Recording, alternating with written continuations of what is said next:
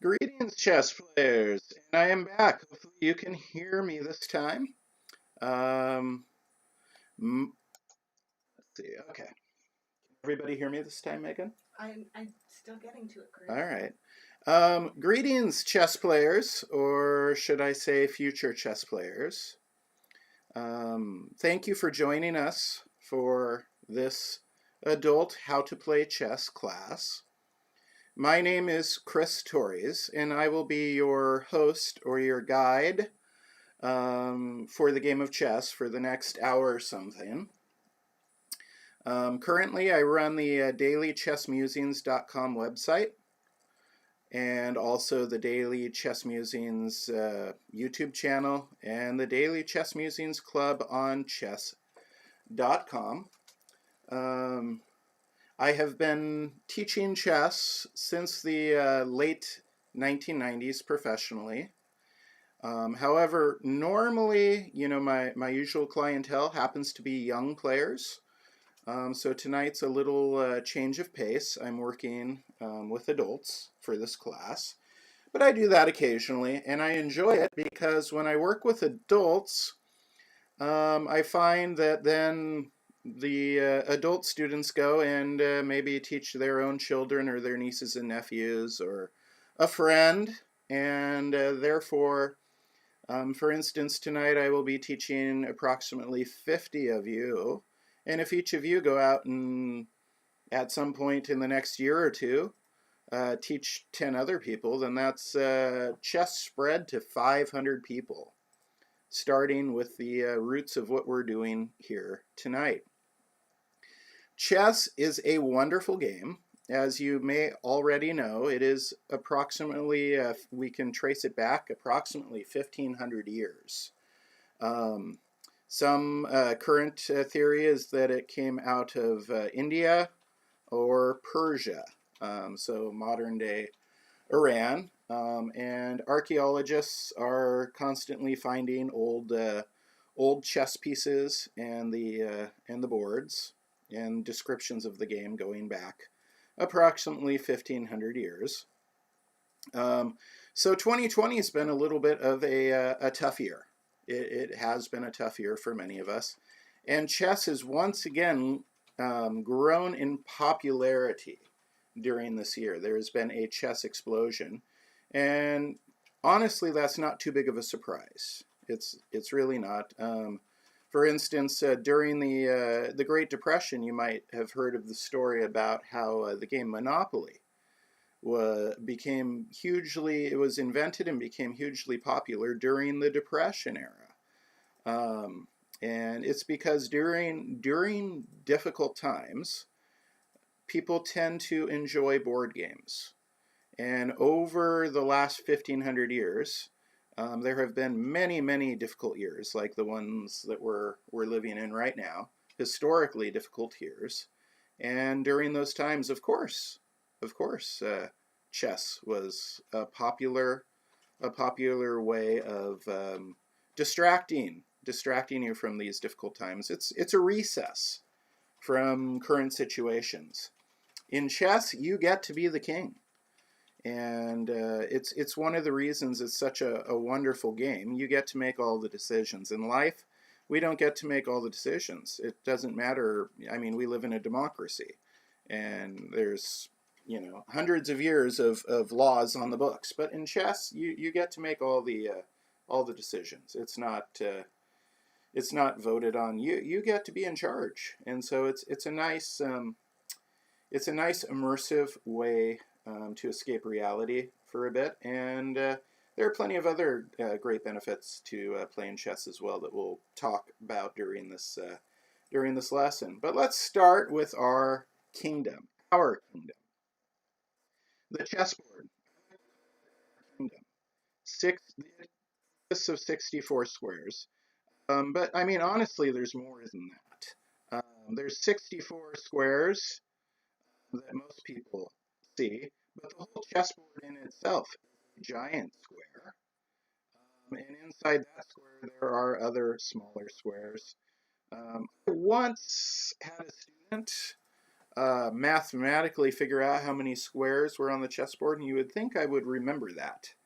It was a really smart 7th grade student years ago. He heard me talking about the different squares on the chessboard possibilities, and figured out the maximum number. And I forgot the total now. I forgot the total, so I need to go back and review my notes from that lesson or look it up sometime online. All the squares are broken into two groups. We have light squares, dark squares, and also there's one most important square on the chessboard. That would be the center. We call this group here the center. It's made up of d4, d5, e4, and e5. And when you think about it, it is the doorway between the two kingdoms. The longest diagonals on the board run through the center, and it's the doorway between the two kingdoms. So we'll get to that when we're talking about controlling the center in the opening. Right now, just know that we refer to that as center. We have some roadways in our kingdom, as we would expect. The first one we're going to talk about are files. This is the A file. Files go vertically across the chessboard, and that makes sense. Many of you have heard the term file. Maybe, back when you were in school, you would walk in a single file line, or if you were in a marching band, the term file is common language. This is the E file. So the name of the file is just the letter that is underneath it. They extend up and down. They contain light and dark squares. Contain exactly 8 squares. The other kind of roadway we have on the chessboard is called rank. And ranks go side to side. This would be the first rank. So when we're talking about files, we call them the A file. We don't call them file A. When we're talking about ranks, we call it the first rank or the 7th rank. Ranks go horizontally across the board, contain both light and dark squares, and have exactly 8 squares. There's one other kind of roadway, and again, it's common language. That is, those are diagonals. Now, diagonals differ from files and ranks because they contain only one color. If you start on a dark square and finish on a dark square in a straight line, you've traveled along a diagonal. They also vary in length. So for example, this diagonal has 8 squares, just like a file or a rank. This diagonal only has 2 squares. So generally speaking, the diagonal, bishops like to be on long diagonals because a diagonal that has 8 squares would have a higher likelihood, 8 chances out of 64, of one of those squares being a key important square toward victory, whereas a diagonal with only 2 squares, chances are much less, right? 2 in 64 or 1 in 32 chance. The other thing about diagonals is how we name them. We name them using the squares that are on both sides, standard coordinate naming system. So this is square A1. In chess, we always name the letter followed by the number. And this is square H8. So this diagonal is G1, H2. So all in all, pretty common sense so far. Let me erase this, and we'll start talking about this. So we learned about our board. Now let's learn about our pieces a little bit. Let me king over here and drag another king over here. The kings. The king shouldn't represent a specific gender in chess. The king is your representation in the game of chess. You are the king. Therefore, the king doesn't have a value placed on it. All the other pieces in chess have a certain relative value. The king is an infinite value piece because it is you. Kings can travel on tiles, ranks, or diagonals. So king is located not on the edge. When a king isn't on the edge or in a corner, it can go to a total of 8 squares, which you see right here. Those 8 squares, when you're beginning in chess, you're kind of looking at each individual move for the king.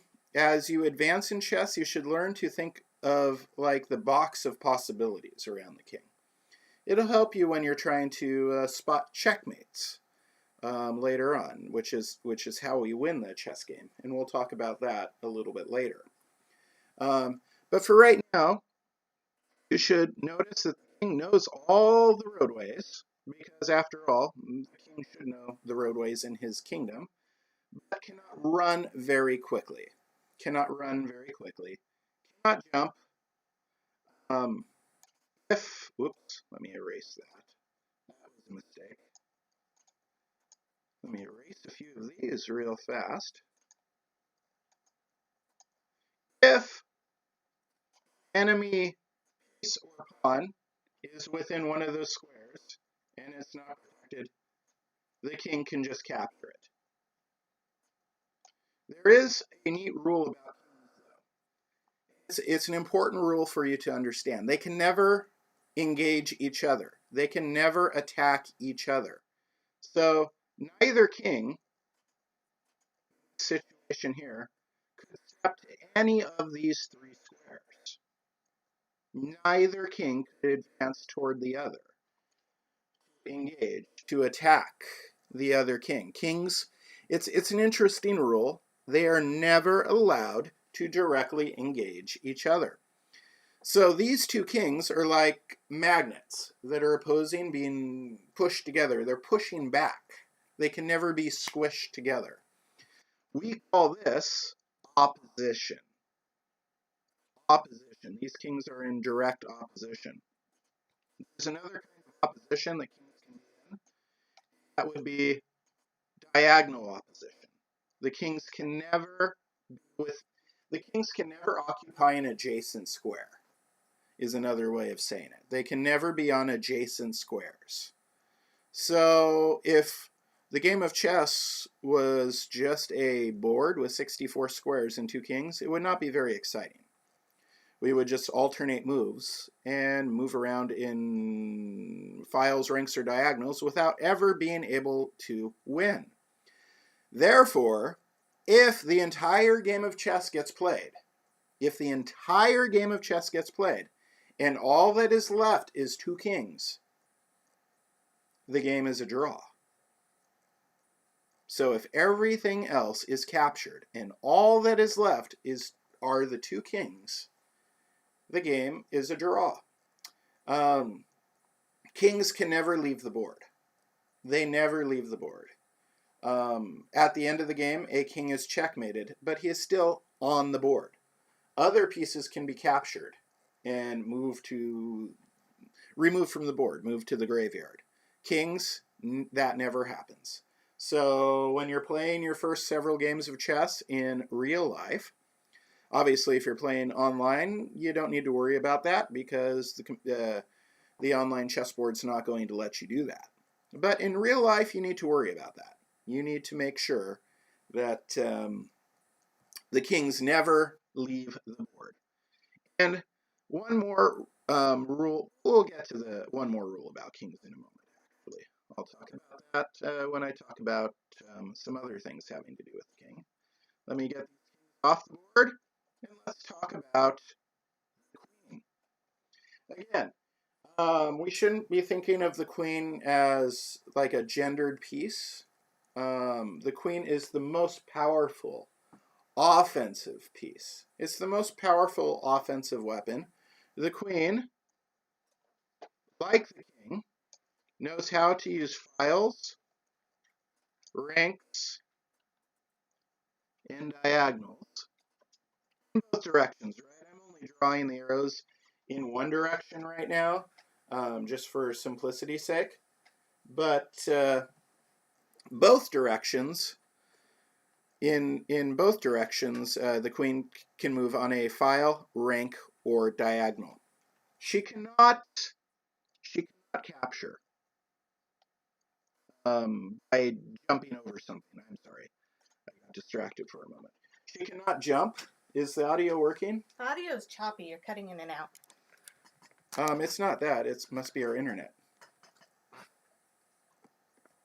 I was just checking the mic, making sure, because you put it in a different place this time. No, it's just our internet. If the audio is chopping, it just means that our internet is being a little choppy. Sorry about that. It's worth noting. It's worth noting that all of this discussion, albeit geared toward a younger audience, is available on my Daily Chess Musings YouTube page under the Coach Tortoise playlist. I have a neat puppet. Oops. I have a neat puppet that I use to teach the kids all the movements and how the pieces move. Is it audio better now? Yeah, I'm just getting kind of a headache from listening to you in two places. Yeah. So take the things off. Okay. So back to the queen. Sorry about that. We were doing quick diagnostic of our system, making sure that it really was the internet just lagging a bit, causing the audio problems. The queen can move on files, ranks, or diagonals. When she's in the center of the board, she can move to a lot of squares. What is this? It looks like 7 squares up and down, 7 squares side to side, so that's 14. 7 on one diagonal and 6 on another. So for 27 squares, the queen can move to 27 squares. Center of the board. However, let me go ahead. You know what I'm going to do actually? I'm just going to, if I need to erase my arrows. Hello, Chris, wake up. If we move the queen to a corner of the board, she's limited to far fewer squares, right? Here, instead of 27, it's 21. Only 21 squares. So depending where the queen is on the board, affects her overall value. Her relative value, the queen's relative value in chess, is 9. So on average, the queen is worth 9 points. If something is on one of those lines, say for example, right now there is a enemy pawn on the d file with our queen. In one move, we can go and capture that pawn. However, situation like this, the queen can only take the knight. The queen cannot fly all the way down to the pawn. So the queen could do this and capture the knight. In a situation like this, of course, the queen can take a rank, and also the queen can capture on a diagonal. One exception again. Remember, the queen cannot capture the opponent's king. The queen cannot take the opponent's king off the board. Let's move on to our next piece. So those are our queens. Each side gets one. They are worth 9. The symbol for the queen in chess notation is a capital Q. Going back, let's go to our rooks. So rooks are like queens, except they don't know diagonals. They don't know how to use diagonal roadways. So this rook, for example, all rooks only know how to use files,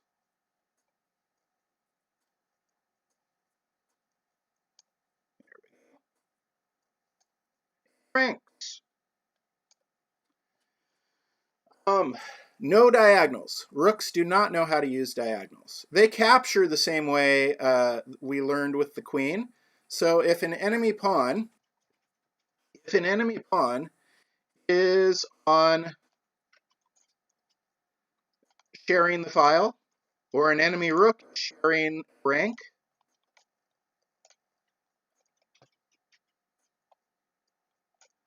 we can capture it. We can capture it if it's our turn.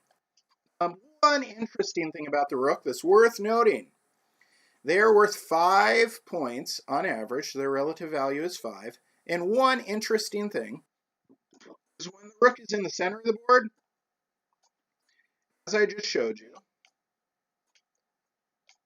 when a rook is on the center of the board, you can go to 14 squares. 7 other squares on the rank, 7 other squares on that file. Interesting thing, and it's the only piece in chess like this. Rook anywhere on an open board, and it still only has the possibility of going to 14 squares. So in some ways, our relative value of pieces are based on the rook, because the other pieces on an open chessboard change, whereas a rook is constantly always able to go to 14 squares. We start the game, each side starts the game with rooks. And so therefore, they start in the corners. Therefore, you start the game with 10 points worth of rooks. And I already told you that a queen is worth 9. And now, we'll get I'll finish that thought in a little bit. That's a little more advanced than what I want to get into right at this moment. Instead, let's go ahead and move to our next piece. This is It's still choppy. the audio is just choppy tonight. Mm-hmm. That's very I'm wondering if it's because the mic's on the other side. You don't normally have it over there. And when we moved it over, it stopped being choppy. Okay, we'll try moving the mic over here. We'll try moving it a little closer. And hopefully that helps. We can also do some post-video edits to improve the quality. Sometimes when you're live streaming, audio quality can easily be affected by internet speed or other things, and afterwards we can adjust those. So I was about to introduce our bishops. So let me grab a bishop. The bishop. Bishops only move on diagonals. So remember that a queen could move on files, ranks, and diagonals. A rook can only move on files and ranks. And now we have the bishop, which only moves on diagonals. So for example, this bishop could go to any of these squares. Good, I'm drawing the diagonals. Good. On its next move, it could go to any of those squares on its next move. It can go as far as it can see on any of those diagonals. However, it cannot jump. Just like the queen and rook, they do not jump. And just like when the queen was capturing on a diagonal, same thing goes for bishop. So for example, there's a knight up here in the corner that is a knight of a different color. In one move, the bishop can zip on down there and capture the knight. It's a good thing we start the game with two bishops. We start the game with two bishops, and it's a good thing that that occurs that way because it means that we have one bishop on a light square and one bishop on a dark square. And that is important. To give us access to be able to place a bishop to influence any square on the board. If you only have one bishop, still not good, the audio? It's not as bad, but your volume keeps going up and down, up and down. I think it has to do with the fact that perhaps we started OBS with a microphone plugged in, and so that's not good. I wish the audio was not a problem for our audience tonight, but I don't think there's anything else we can do to try and fix that. But I will try and speak very clearly and aim my voice more at the microphone. Maybe that'll help. As I was saying, if you only have one bishop and it happens to be on a dark square, if you're left with one bishop and it happens to be on a dark square, it doesn't matter if this light square up here on A8 is Disneyland, as I like to tell the kids when I'm teaching them this. That bishop's never going to Disneyland. It can never get there. It can move all around the diagonals, only on dark squares. A bishop's value is 3, and its symbol is the letter B, capital letter B. So moving right along, it's time to talk about our knights. These are fun pieces that everybody enjoys because they're tricky. They're tricky. They don't move on files, ranks, or diagonals. Instead, they move in these magical L shapes.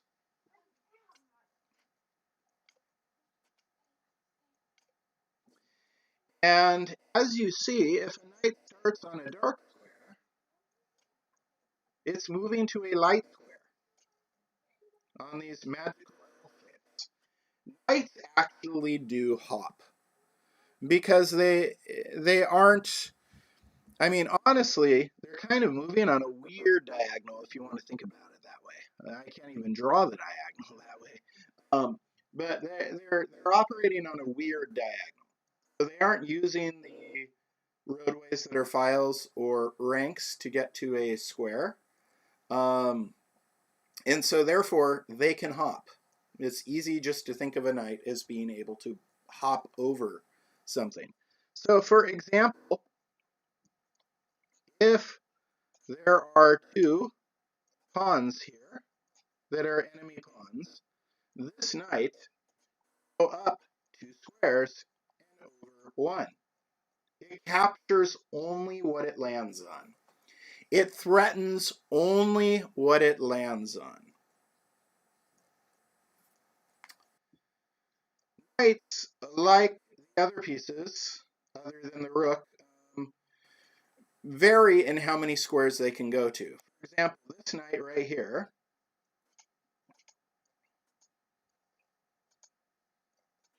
can go to a total of 8 squares. 8 squares. However, if we move this knight into the corner, it can only go to 2 squares. So knights on the side of the board are not as useful. A knight on the side of the board only go to half of its total of 8 possible squares. It can only go to 4 squares here. There's nothing that exists to the left of the A file. And so we like to say knights on the rim are grim. knights on the rim are grim. Try not to place your knights on the rim. And if you do, make sure you have a good reason for it there. Knights also have another peculiarity about them, and it's the way we notate. All the other pieces we've talked about so far, the king was a capital K, the queen was a capital Q, the bishop's a capital B, the rook is a capital R, the knight is a capital N. And I despise that, honestly, because like I said, I do teach a lot of young people how to play chess, and having it start with the capital N, as you are well aware, that is how you spell nighttime, like it's dark outside. And a knight that would be the kind that rides the horse in battle starts with a K. But we are already using K for the king. We're already using the capital K for the king. So in chess notation, the letter N is used for the knight. And that's the only thing I don't like. I mean, this is an international language, by the way. At the last Chess Olympiad, there was like 180 different countries represented. And their languages from those countries are oftentimes different, but the language they use to notate, the language they use to read through a chess game is the exact same. It's this modern algebraic language that we use, not the old descriptive. But it's just a shame that they use the capital N for the knight. Rather, they could have used, in the old German descriptive notation, S was used to denote the knight. And the reason S was used is because it was called a springer. A springer. And when you think about a knight, it's actually kind of springing. But what I like to tell the little kids when they're moving the knight is it goes dong, dong, ding. Or ding, ding, dong. For people that are of my generation, Generation X, you probably think of it as L shapes, like the falling L shapes in the game of Tetris. However you think about it, you want to start off by picturing it moving in those L shapes, but later on, you want to be able to look at it and see all of its possible squares in your mind instantaneously. You want to be able to see that in your mind instantaneously. Because otherwise, you're limiting your calculations to one possibility rather than seeing the full range of possibilities available to that piece. All right, so there's our knight. I spent a little extra time talking about it. Letter N, relative value of 3. So same as a bishop. Knights tend to be better earlier in chess games when there's more pawns because they can hop. Whereas bishops tend to gain value as the game progresses because they can move faster on a diagonal. But they both start with a relative value of 3. Let us now move to the pawns. Pawns originally, it originally stems from the word peon, right? Diminutive, small, unimportant. Those are pawns. Pawns are not pieces. Pawns are not pieces. This is important for us to realize. When we're talking about pieces in chess, we're talking about kings, queens, rooks, knights, and bishops. Pawns are separate. A pawn can only move forward. On a pawn's first move, it can move 1 square forward or 2 squares forward. Your choice on its first move, because it has all its energy. Generally, a first move for a pawn, the first pawn move in the game is moving a pawn up 2 squares into one of the 4 center squares. After a pawn has moved, it can only move 1 square at a time.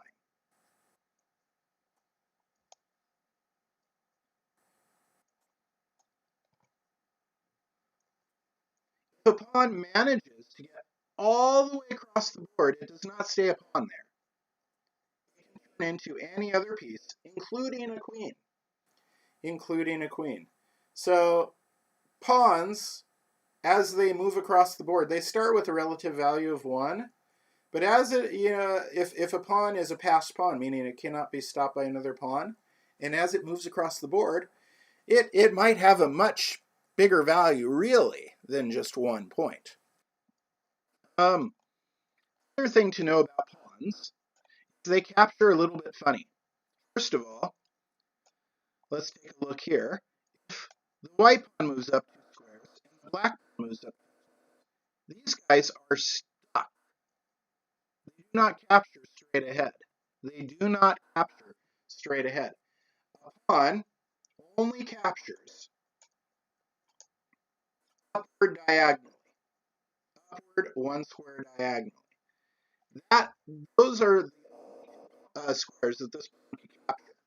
It cannot capture an open square. Something has to be there. So for example, if there is a rook here and a rook here, this pawn could capture either rook on its next move. If there is a pawn directly in front of it, it still can capture either rook. It cannot capture the pawn ahead of it. We start the game with 8 pawns. At the start, now that we've talked about all of our pieces, and pawns, let's look at what the whole board looks like set up. Rather than do it all manually, I'm just going to click a really cool button here. Boom! There it is. I reset the board. When you are playing chess at home, it is very important that you have a white square on your right. A white square on your right. So if you look down to your immediate right, which may be reversed because I'm dealing with the mirror image of a camera, but if you look to your immediate right, there should be a white square always in front of you. A board can be sideways. A board is sideways if the white square is on your left. So you want the white square to be on the right. The other thing we should notice is the queen is on her own color. This is the other thing that really messes people up. So oftentimes, I even have a friend on in real life and in social media. He's in charge of communications for the United States Chess Federation, and his name is Dan Lucas, and he has a hobby. His hobby is finding advertisements, television shows, movies that contain a chessboard that is arranged improperly or set up improperly. This chessboard is set up properly. There is a white square on the right on her own color. Oftentimes, in TV land or in Hollywood or in printed ads, they don't get it right. They just have a chessboard. There is a decoration. But when you start a chess game, obviously there's just one of you, one king. That's you. Remember, files, ranks, diagonals, 1 square at a time. There is one queen. Remember, that is a value of 9. There are 2 bishops, each worth 3 points in your army, and 2 bishops, each worth 3 points in your opponent's army. Remember, those guys only move on diagonals. 2 knights, again, relative value 3 points apiece, and 2 rooks. Remember, knights go ding ding dong, L-shaped. Rooks, files, and ranks. So, the start of a chess game might look something like this. White might move a pawn up 2 squares. Black might move a pawn up 2 squares. White likes to bring a knight out, ding ding dong, which influences 2 center squares. Black threatens this pawn here. Black likes to move a knight out and defend it. White can bring a bishop out if they want, right? So on and so forth. So on and so forth. And then, we're getting to another topic here, and that is one of these peculiar moves, and we'll discuss it right now because sure, why not? If back to something here, it doesn't matter what they do because white has the possibility to do a special move now. There is nothing between the king and rook. Nothing between the king and rook. The king is not moved. The rook is not moved. This is if there's nothing checking either of these squares, attacking either of these squares. The king's special move that it can do just once in a chess game is called castling. The king can move 2 squares, and the rook moves to the other side of the king. Castling. It's a very important move. It is the only move in chess where you get to move 2 pieces on the same turn. 2 pieces on the same turn. We just moved our king 2 squares and the rook to the other side. In one turn. In one turn, we can castle. The beauty of castling is you are the king. You want to give orders from a safe location. So instead of being in the middle of the board, near the doorway between the 2 kingdoms that we call the center, you can move your king to the side, to a safer location, where it's defended by these 3 pawns, right in front of shield. And the rook, which wants to get into the fight, doesn't want to be in the corner, gets to move to the other side of the king. Move. It's called castling. Now, let's talk a little bit more about castling, and then we're going to talk about an important topic. Castling, if you have not moved your king at all, you have not moved your rook, you aren't in check. See this bishop here? If that bishop was on b4, it would be checking the king. Then we cannot castle. This is checking the king. If this bishop was right here, it's influencing this square, so we cannot castle kingside. We cannot move through that. But if that bishop's not there, stopping us from doing it, we could go 1-2 alakazoo. Or, this, we can do it the other way too. This is called castling queenside. Again, all these squares have to be open. You cannot have moved your king already, and you can't have moved these rooks already. The rook in which you're intending to castle toward, I should say, just to be very clear. You can castle queenside, and that looks slightly different. 1-2 alakazoo. So there's a little bit more space over here, right? That's not good for king's safety. Your king will not be quite as safe, generally speaking, when you castle queenside. But oftentimes, castling queenside is the correct choice. You have the option to go either way. But if you move your king, or you move the rooks, you cannot castle. So therefore, castling is one of those neat privileges that can be taken away from you very quickly in a chess game. And if your king loses its ability to castle, it's stuck in the middle of the board, which is not a good place. You don't want to be stuck in the middle of the battlefield. All right. So, we've talked about castling. We've talked about all this stuff. Let's talk about checkmating. Check and checkmating. When a king is attacked by another piece, pawn, is called check. That's called checking the opponent's king. The black king is in check by the white rook. The black king, let's just take this off for right now. We don't need both. The black king is in check by the white rook. It needs to move out of check. It has to move out of check.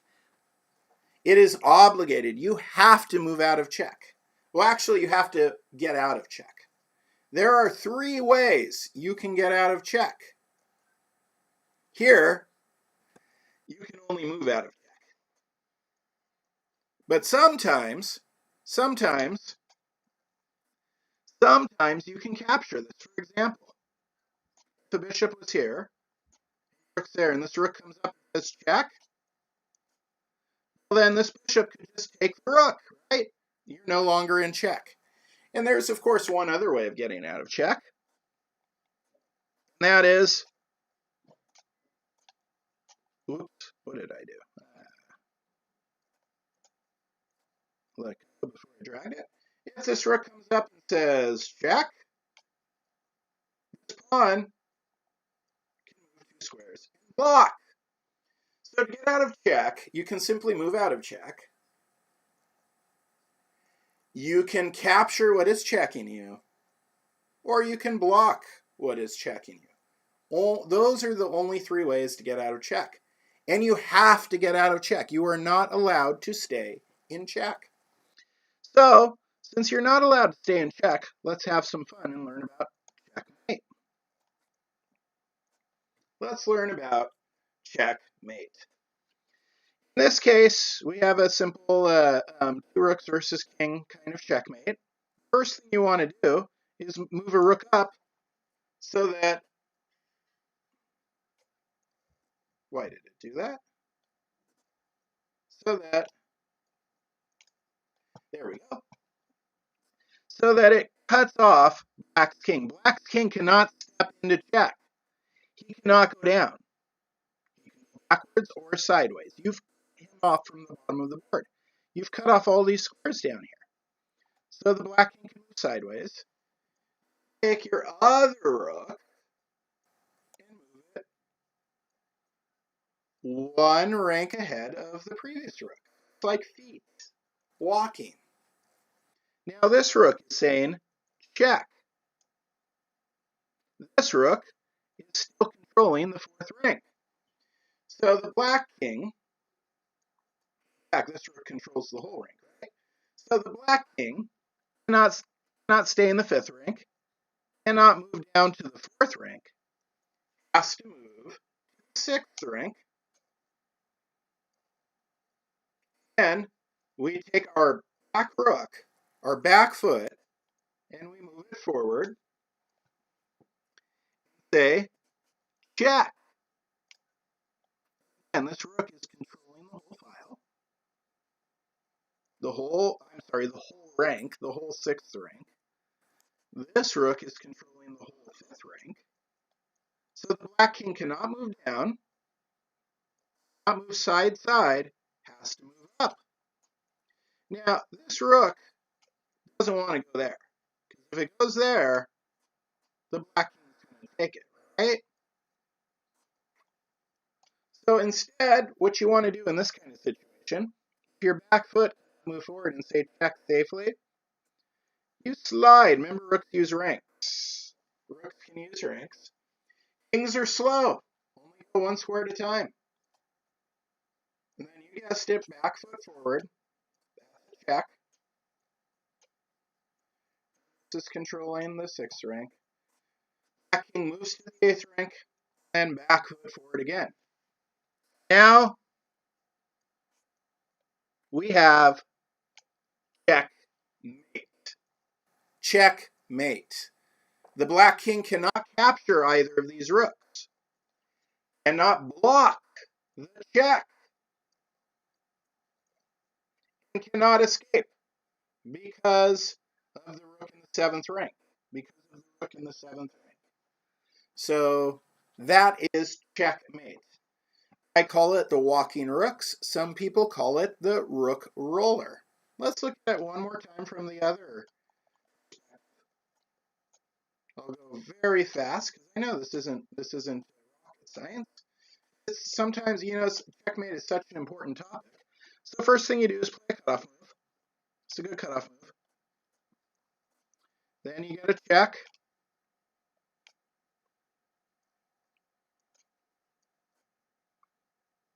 King has to move back, slide the rook, back foot forward, and back foot forward. Checkmate.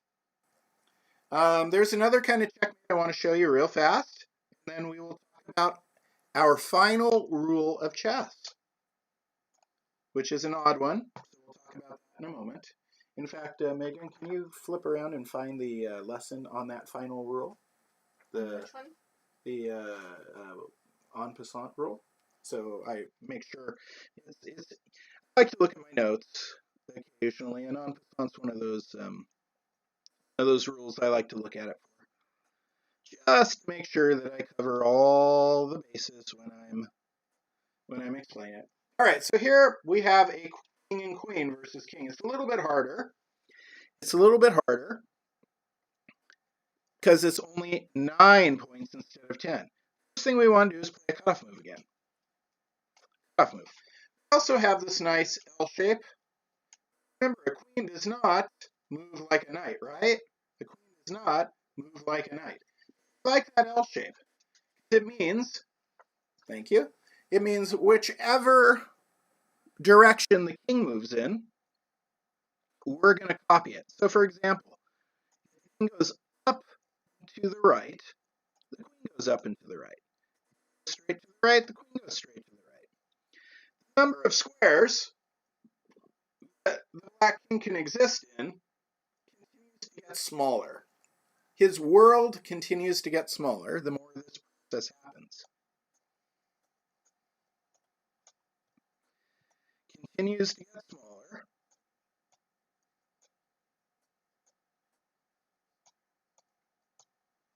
until they are pushed to the edge. When your opponent is pushed to the edge of the board, then he can only go back and forth. So you bring your king up. You can go back and forth on this rank.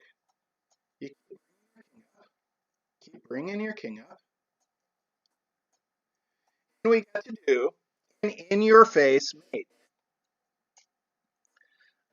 This is I used to call it the kiss of death, but that was a little maybe too gory for my younger audience.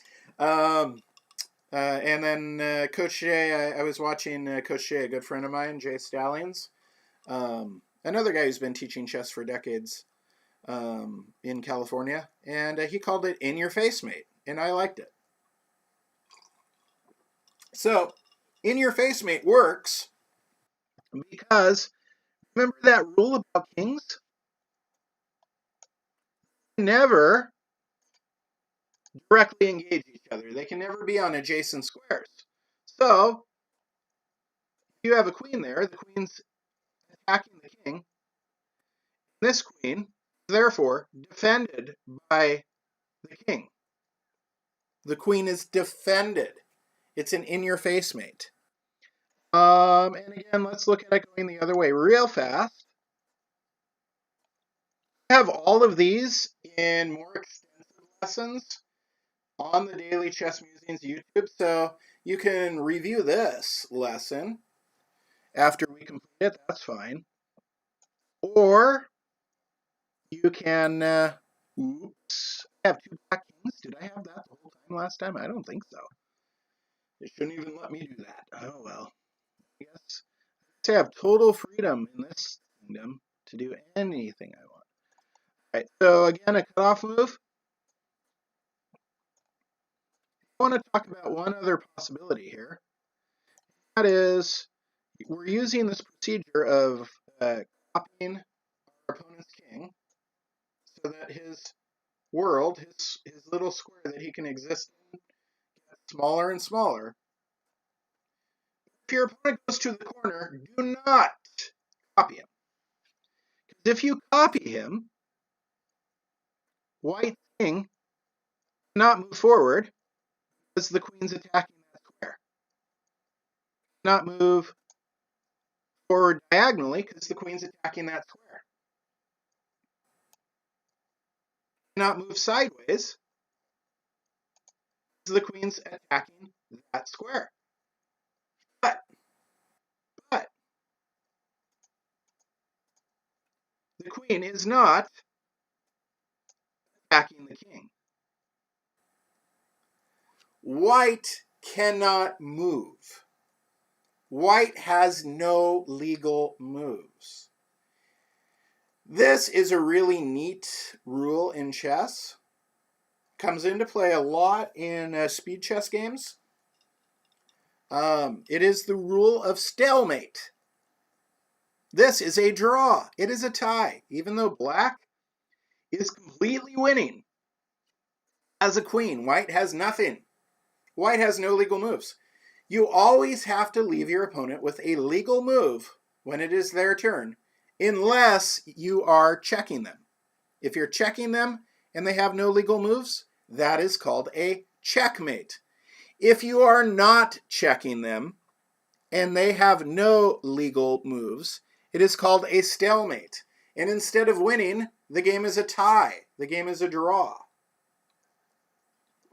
Another common kind of stalemate you see looks like this. White's king cannot move sideways because the queen is attacking that square. Cannot move up the left because the king's guarding that. Kings can never be on adjacent squares. Cannot move up because of both the queen and king. Cannot move up to the right diagonally because of the queen, and cannot move on the rank to the right because of the queen. So this is also a stalemate. Again, a game that black should totally win, but does not because of this stalemate rule. Black didn't leave white with a legal move. If white has just one unit anywhere on the board, like a pawn, for example, this is not a stalemate. White would move the pawn, and black would say, checkmate. In your face mate. Again, the king is defending the queen, because kings can never be on adjacent squares from one another. So your chances of stalemating your opponent improve dramatically, greatly increase if you go around and take everything. You don't need to take all of your opponent's pawns before you try and checkmate them. Very rarely do you need to do that. This isn't Pac-Man, this is chess. If you leave your opponent with a pawn, then they have a legal move, right? As long as that pawn's not blocked. In of pawns, one more rule. I'm going to show you how to join our club on chess.com and play a tournament against the other, play a couple games, practice games against the other players in this class, in this adult learn how to play chess class. So our final rule, and let's see. Yeah, I don't want to set it all the way up. What are you doing, Chris? All right. Our final rule is a tricky one. This is the one that causes great confusion. I explain it tremendously well in one of the Coach Tortoise episodes entitled En Passant. So I recommend you totally watch. It's only a 5-minute video. At some point in the near future, totally watch that, because I cover everything in that lesson for En Passant. And it's getting late in the evening. I'm afraid I might forget something. But how the en passant rule. Here we go. In this situation, we should put a king somewhere on the board. In this situation, White wouldn't want to move his pawn up one square, because if he moved his pawn up one square, black could simply take it, right? We wouldn't want to do that. But we could move it up 2 squares. Then black cannot take it, right? Because we moved up past the square that black is able to capture. Wrong. In chess, You are not allowed to rob your opponent's pawn of its ability to capture your own pawn by trying to run by them. You are not allowed to do that. You are allowed to do that, I should say. You are allowed to do it, but black can still capture as if you only moved up one square. The rule, and I know this sounds confusing, so we're going to look at it a couple times. The rule for en passant is called en passant, which actually means in passing in French. If we look at what just happened, well, white tried to scoot past black's pawn to steal their ability to capture it. Black can take it in passing. So rules about en passant. Let me look at my main points. Yeah, 4 things to remember. I'm looking at the old pawn and queen and in between. It's an old booklet. It was the first way I learned how to teach chess some 20-something years ago, and it's an excellent document. I don't think the U.S. Chess Federation still sells it anymore, but it was an excellent book. A white pawn. Here are 4 things to remember in en passant. White pawn can capture. Oh well, okay. They're saying white pawn, so we'll flip it around. We'll do it like this. Fine, matter to me. White pawn can capture en passant when it is standing on rank 5.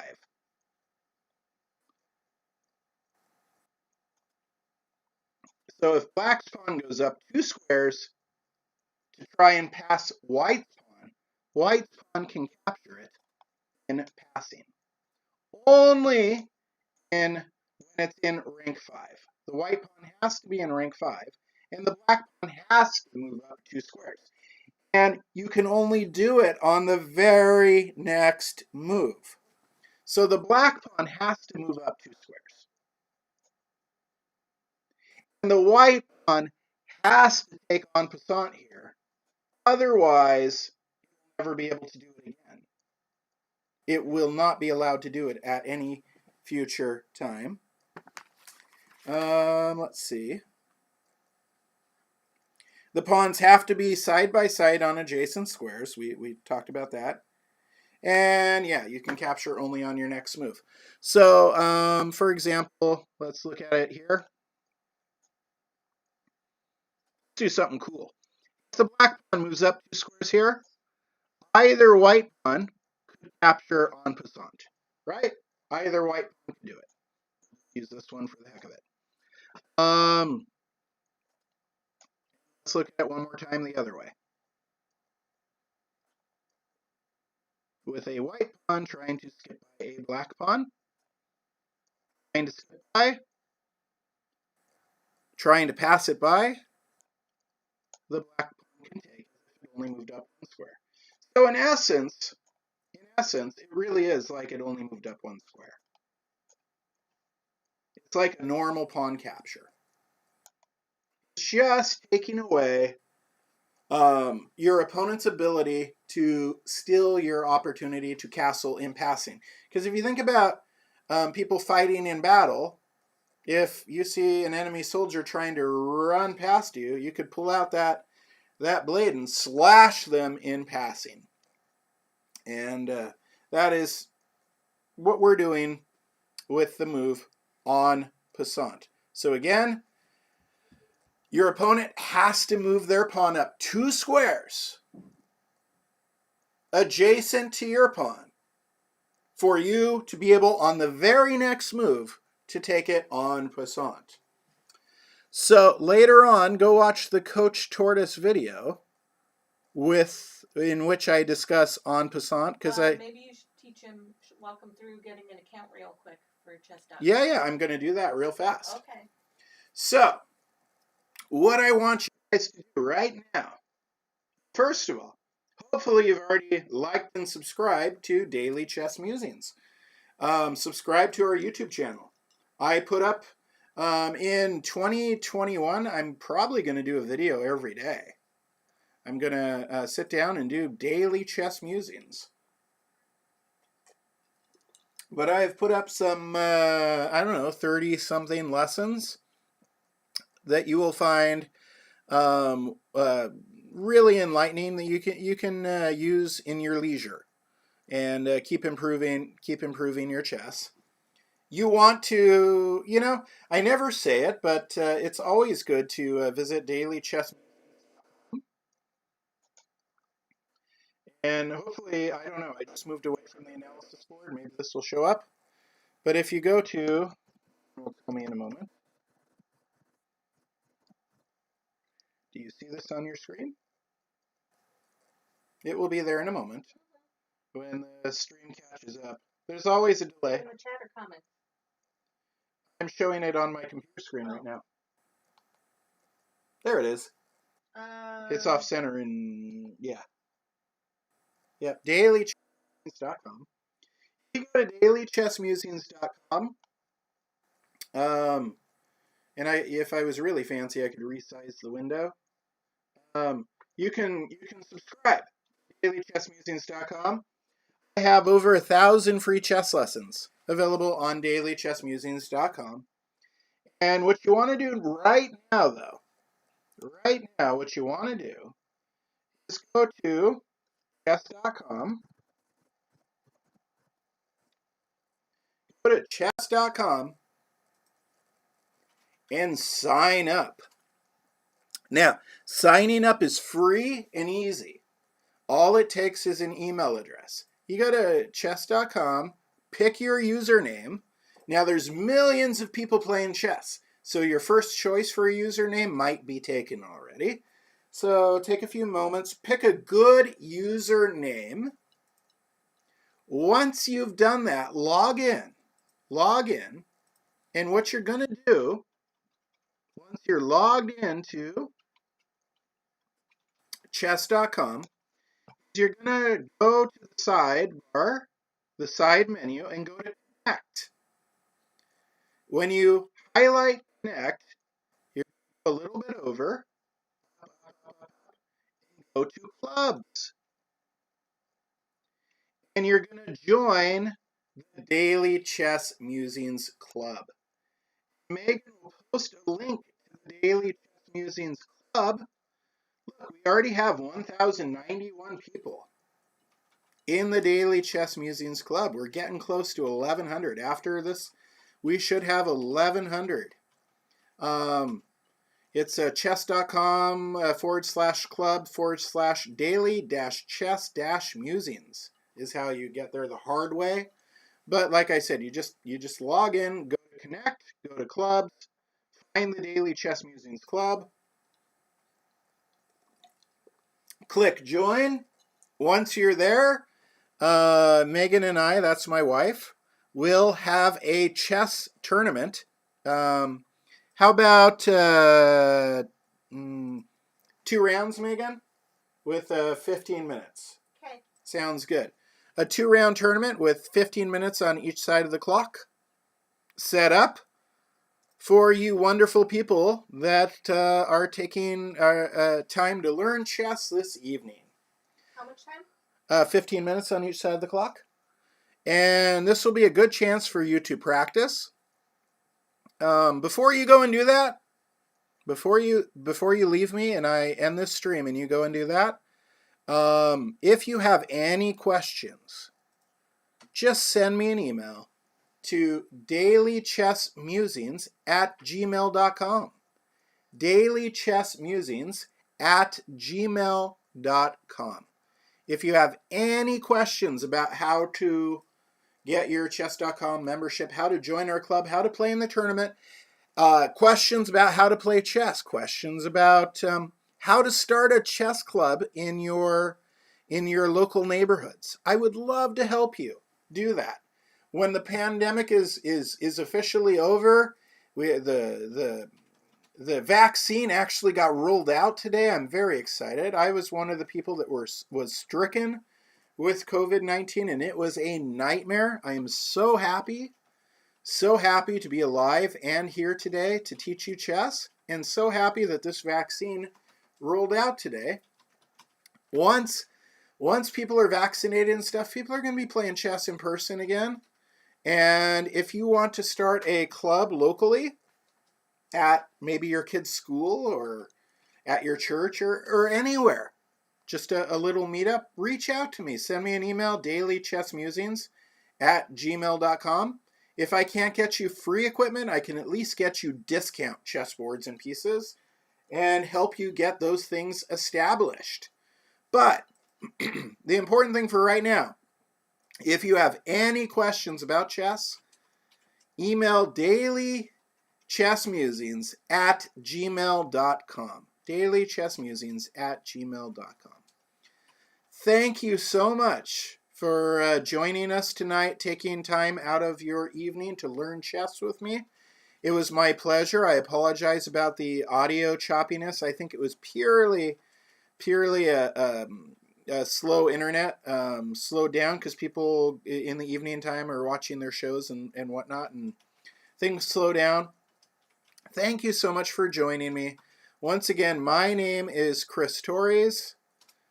Go play in that free tournament on chess.com. I will be watching your games. If you have any questions, feel free to reach out to me. It has been a pleasure being your guide for learning chess. Enjoy.